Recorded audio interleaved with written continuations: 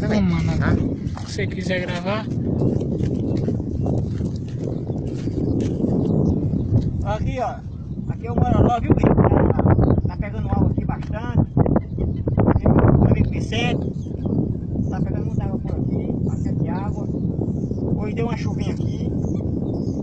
Não foi muito boa não, mas choveu uns 5 milímetros. Mas tá pegando bastante água. Tá aqui, muita água por aqui, né?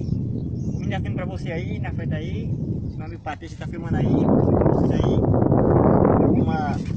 Mas tá pegando muita água. Já tem até galinha d'água aqui já. Mas tá pegando muita água. Você pode ver aí em cima aí, tá pegando muita água, bastante água pra cá. Viu? Deus quiser, sendo que vai chover. Quando der umas 5 chuvas de 100 milímetros, vai ficar água por aqui, se Deus quiser, viu? Muito bom por aqui, Mororó. Essa terra bacana. É o nosso sertão, vai querido. Muito bom. Aqui nesse lugar que a gente quer bem.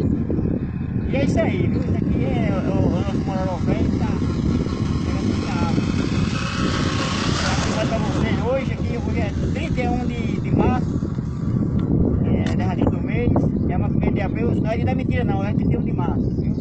Tá aí pra você, um abraço aí, aí a coisa linda aí. Maria, dá uma filmada pra esse cara por aí, como é que tá aí? Coisa bonita, né? Bacana.